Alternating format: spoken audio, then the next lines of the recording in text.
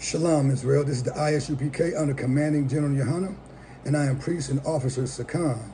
Now, what I want to lay on y'all today is, who is Esau today?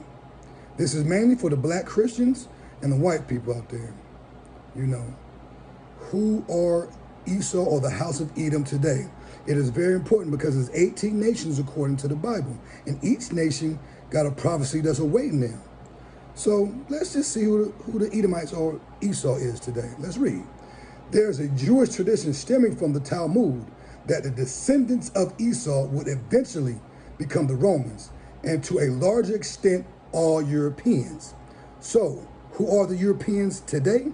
The Europeans are the Russians, the Ukrainians, the Germans, England, and the Americans. These are the Europeans today.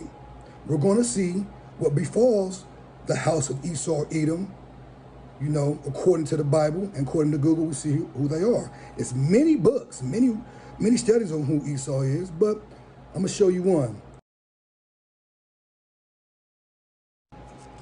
Now, this is the book of Obadiah, chapter 1 and verse 18. Now, I'm going to show you, this is the Old Testament. I'm going to show you one in the Old Testament about Esau, and I'm going to give you two in the New.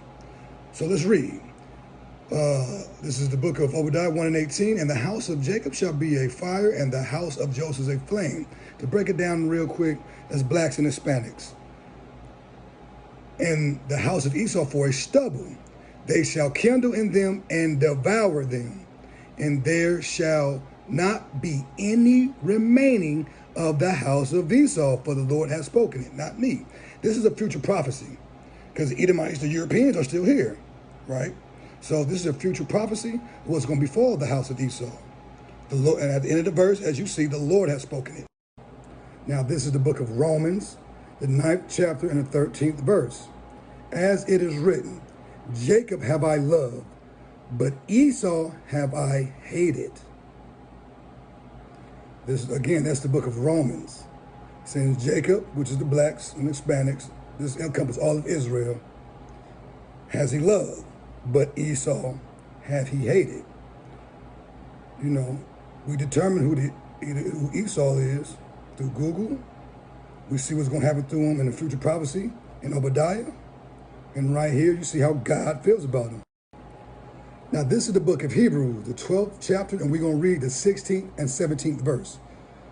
Verse 16, lest there be any fornicator or profane person as Esau.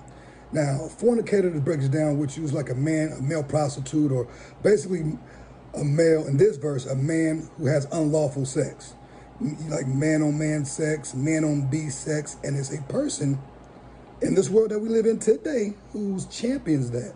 You guess who it is. And profane is just like an ungodly man. So let me read it again for you. Lest there be any fornicator or profane person as Esau, who for one morsel of meat sold his birthright.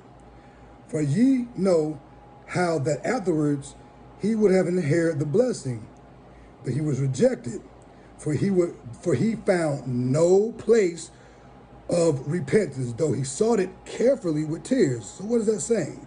They're saying this Esau, whoever that is, whoever Google and the Bible say it is a nasty person, ungodly man that's going to get no repentance, you know, even though he sought it with tears, that who God hates, you know, and that is real simple. And at the end, there's going to be none remaining. This is thus saith the Google, there's many books, and the Most High. Shalom.